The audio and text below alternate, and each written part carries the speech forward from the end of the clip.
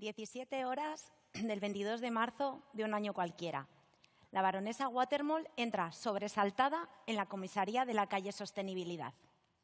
La agente Batería le dice que por favor tome asiento y que le explique lo sucedido.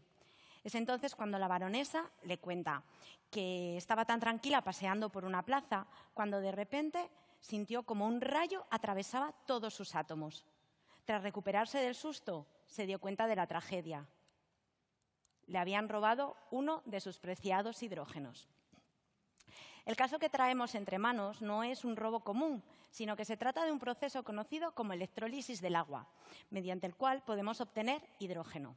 En este proceso de la electrólisis, con ayuda de la electricidad, somos capaces de romper la molécula de agua en sus dos constituyentes básicos, hidrógeno y oxígeno. Si esta electricidad, además, proviene de fuentes renovables, es lo que se conoce como hidrógeno verde. Este hidrógeno gas lo podemos almacenar y transportar y más tarde, transformando de nuevo la molécula de hidrógeno en electricidad, utilizar esa energía para otras aplicaciones. Para que este proceso sea viable tanto económica como medioambientalmente, necesitamos generar la mayor cantidad de hidrógeno, romper la mayor cantidad de moléculas de agua con el menor gasto de energía posible.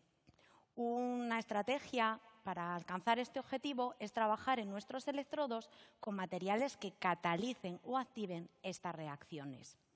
Así, por eso es tan importante entender quién está detrás de este robo, porque esa información nos va a servir para poder diseñar catalizadores más eficientes. Y quién sabe, quizás podamos convencer al ladrón para que se una a nuestro equipo y nos permita generar más hidrógeno de una forma más económica, limpia y rápida. ¿Me acompañáis en este caso? Pues entonces vamos a comenzar visitando la escena del crimen. Y esta no podía ser otra que la superficie del material, que es como la piel del material, esa capa fina exterior que lo pone en contacto con el entorno. Si miramos con detalle a la escala de los átomos, la escala más pequeña de la materia, veremos enseguida que este no es un escenario cualquiera, sino que se trata de un paisaje accidentado y lleno de sorpresas. Todos estos elementos que veis ahí en la imagen, que denominamos defectos estructurales, no son meros observadores de este caso, sino que esconden a los principales sospechosos. Vamos a conocer algunos de ellos. Este de aquí es l'Orbacante, que es y no es al mismo tiempo. Se trata de un átomo de la superficie que, por el motivo que sea, la ha abandonado, dejando precisamente eso, un hueco o una vacante. El móvil, pues el hecho de que ya no esté ahí va a hacer que sus vecinos de alrededor y de debajo se encuentren tan desamparados que quieran a toda costa enlazarse con algún otro elemento o átomo que pase cerca.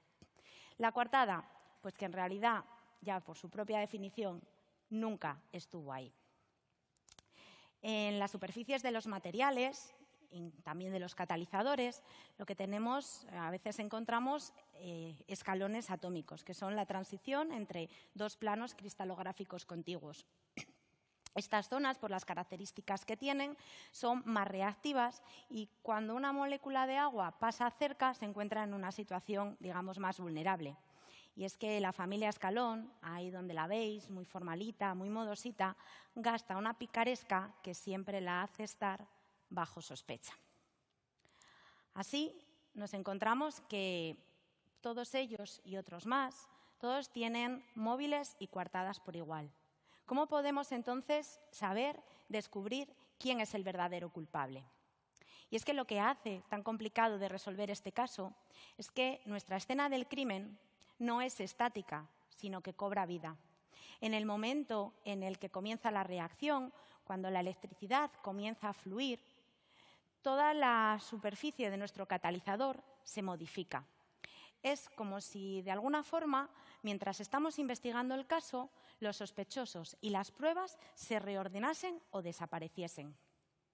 Esto nos lleva a que para resolver este caso tenemos que hacerlo con una perspectiva más amplia y no es suficiente con identificar a los sospechosos o esos sitios de la superficie donde es más probable que la molécula de agua se quede anclada, sino que tenemos que entender cuál es el modus operandi de nuestro culpable, cuál es ese mecanismo por el cual el agua se transforma en hidrógeno y oxígeno. porque para diseñar catalizadores más eficientes, optimizar este proceso de electrólisis, necesitamos conocer y controlar cómo formar y romper esos enlaces químicos donde vamos a almacenar nuestra energía. Una de las técnicas que nos permite conocer la escena del crimen en tiempo real es la espectroscopía de fotoelectrones de rayos X. Esta técnica funciona como tomando una especie de radiografía de la superficie de nuestro catalizador. Así, nos permite obtener fotogramas o instantáneas de cómo la superficie de nuestro material va cambiando químicamente en cada paso de esta reacción. Un átomo, como el que tenemos aquí dentro de nuestra molécula de oxígeno, un átomo como el que tenemos de oxígeno dentro de nuestra molécula de agua, está formado por una serie de electrones que se mueven alrededor de un núcleo y que están ordenados en una serie de orbitales que denominamos 1s, 2s, 2p.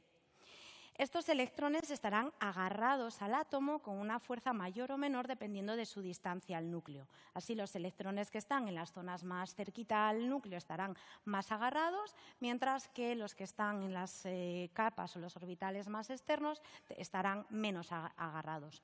Este agarre es lo que se conoce como energía de ligadura y es una cosa que es característica de cada átomo o cada elemento químico y también de la posición del electrón dentro de este átomo.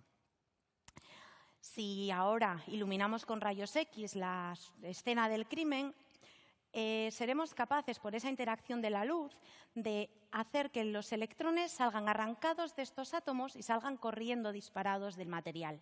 Esto es lo que se conoce como efecto fotoeléctrico y aunque la teoría de la relatividad es el hito más conocido dentro de la carrera de Albert Einstein, comentar que fue realmente la ley del efecto fotoeléctrico lo que le llevó a tener el Nobel en 1921. De esta forma, cuando estamos haciendo un experimento de espectroscopía de fotoelectrones, lo que hacemos es recoger el número de electrones que son emitidos en función de la energía que tienen cuando el material está siendo iluminado con esos rayos X. Estos datos, representados en una especie de histograma, como lo que os represento aquí, nos permite tener información del elemento químico, los átomos que tenemos en nuestra superficie y también de cómo están enlazados con los otros átomos que los rodean. Así, la información que nos da esta técnica nos permite distinguir si el átomo de oxígeno está enlazado a sus dos hidrógenos, formando una molécula de agua, o si, por el contrario, ya ha ocurrido el robo y nuestra baronesa se encuentra huérfana de uno de sus moños. Y de esta forma llegamos a un punto clave en esta investigación, y es que a la molécula del agua le han robado un hidrógeno. Pero este no ha sido un crimen malintencionado, sino que se trata de un paso hacia un futuro más sostenible. La ciencia nos da las herramientas y nuestro compromiso con la sociedad nos urge a resolver este misterio. Pero enfrentarnos a este caso de forma exitosa solamente es posible desde una visión de diversidad, tanto de técnicas experimentales como de personas y de estrategias de ataque.